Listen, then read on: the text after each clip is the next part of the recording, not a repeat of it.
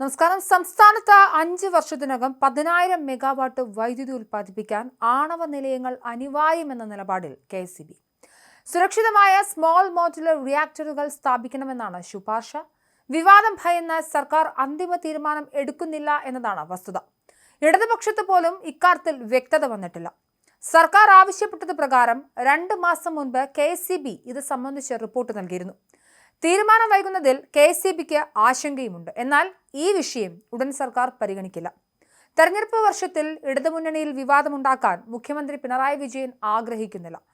സംസ്ഥാനത്ത് ആണവ നിലയങ്ങൾ ആരംഭിക്കാൻ സഹകരിക്കാമെന്നറിയിച്ച് കൺസൾട്ടൻസി നൽകിയ ശുപാർശയിലാണ് സർക്കാർ KSEBയുടെ അഭിപ്രായം തേടിയത്.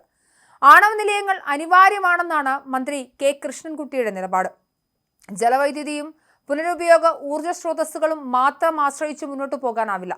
പരിസ്ഥിതി പ്രശ്നം മൂലം കൽക്കരി പ്ലാന്റുകൾ വൈകാതെ പ്രവർത്തനം നിർത്തിയേക്കാം എന്നീ കാരണങ്ങളാൽ കേരളത്തിന് സ്വന്തം ആണവ പ്ലാന്റ് വേണമെന്നാണ് KSEBയുടെ നിലപാട്. തോറിയം അധിഷ്ഠിത നിലയം സ്ഥാപിച്ചാൽ കേരളം സഹകരിക്കാമെന്ന് മന്ത്രി K കൃഷ്ണൻകുട്ടി കേന്ദ്ര സർക്കാരിനെ അറിയിച്ചിരുന്നു. കേരള തീരത്ത് സുലഭമായ മോണസൈറ്റ് ധാതുശേഖരത്തിൽ തോറിയമുണ്ട്. തോറിയത്തെ പല ആണവ പ്രവർത്തനങ്ങളിലൂടെ യുറേനിയം 233 ആക്കി മാറ്റിയ ശേഷമാണ് ഉപയോഗിക്കേണ്ടത്.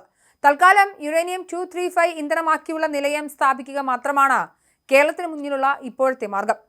യുറേനിയത്തെ കൊണ്ടുവരുന്നതിനെ CPM അനുകൂലിക്കാനും സാധ്യതയില്ല. തോറിയം ഉപയോഗിച്ച് നേരിട്ട് വൈദ്യുത ഉൽപ്പാദനം സാധ്യമല്ല.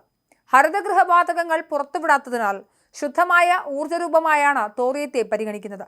സ്ഥലം ലഭ്യമാക്കിയാൽ കേരളത്തിന് ആണവ വൈദ്യുത നിലയം അനുവദിക്കാൻ തയ്യാറാണെന്ന് കേന്ദ്ര ഊർജ്ജ വകുപ്പും അറിയിച്ചിരുന്നു. 150 ഏക്കർ സ്ഥലം വേണം. കാസർകോട്ടെ ചീമേനിയാണ് അനുയോജ്യ സ്ഥലമെന്നും വിലയിരുത്തിയിരുന്നു. ആണവ വൈദ്യുതി നിലയത്തിനായി സംസ്ഥാന സർക്കാർ നയപരമായ തീരുമാനമെടുത്തിട്ടില്ല. എന്നാൽ മുൻപ് ഊർജ്ജ വകുപ്പും വൈദ്യുതി ബോർഡും പദ്ധതി നിർദ്ദേശവുമായി കേന്ദ്രത്തെ സമീപിച്ചിരുന്നു. തൃശൂരിലെ അതിരപ്പള്ളിയിലും കാസർകോട്ടെ ചീമേനിയുമാണ് ബോർഡ് നിർദ്ദേശിച്ചത്. ആണവ നിലയം സ്ഥാപിക്കുന്നതിനെപ്പറ്റി ആണവോർജ്ജ കോർപ്പറേഷനുമായി KSEB മുൻ ചെയർമാൻ ബിജു പ്രഭാകർ നേരത്തെ ചർച്ച നടത്തിയിരുന്നു. 220 മെഗാവാട്ടിന്റെ 2 നിലയങ്ങളിൽ നിന്നായി 440 മെഗാവാട്ട് ഉൽപ്പാദിപ്പിക്കുകയാണ് KSEBയുടെ ലക്ഷ്യം. 7,000 കോടി ചെലവ് വരും. ഇതിന്റെ 60% കേന്ദ്രം നൽകണമെന്നും KSEB ആവശ്യപ്പെട്ടിരുന്നു.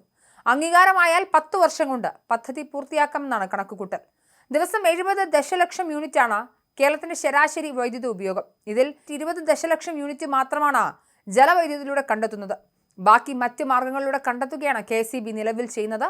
സോളാർ വൈദ്യുതി ഉൽപ്പാദനം നടക്കുന്നുണ്ടെങ്കിലും സ്റ്റോറേജ് സംവിധാനങ്ങൾക്ക് വലിയ തുകയാണ് വേണ്ടിവരുന്നത്. തുടർന്നാണ് കേരളം ബദൽ മാർഗങ്ങളെക്കുറിച്ച് ചിന്തിച്ചത്. KSEBയുടെ ആകെ ചെലവിൽ 15,000 കോടിയും ചെലവിടുന്നതാണ് വൈദ്യുതി വാങ്ങാൻ വേണ്ടിയാണ്. ലോകത്തിലെ ആകെ തോറിയം നിക്ഷേപത്തിന്റെ 90% ഇന്ത്യയിലാണ്. ഇതിൽ കൊല്ലം, ചവറയിലും സമീപ പ്രദേശങ്ങളിലുമായി 2 ലക്ഷം ടൺ തോറിയം നിക്ഷേപമുണ്ടെന്നാണ് കണക്ക്. ആകെ നിക്ഷേപത്തിന്റെ 30% കേരളത്തിലുള്ളത്. കായംകുളത്ത് NTPCയുടെ 1,180 ഏക്കർ സ്ഥലത്ത് 600 ഏക്കറിൽ തോറിയം നിലയം സ്ഥാപിക്കാനാകുമോ എന്നും പരിശോധിച്ചിരുന്നു. തമിഴ്നാട്ടിലെ കൽപ്പാക്കത്ത് ഭാഭ ആറ്റോമിക് റിസർച്ച് സെന്റർ വികസിപ്പിച്ച തോറിയം അധിഷ്ഠിത വൈദ്യുത നിലയത്തിന്റെ മാതൃകയിൽ കേരളത്തിലും വൈദ്യുത ഉൽപ്പാദനം ആരംഭിക്കാനാണ് ആലോചന.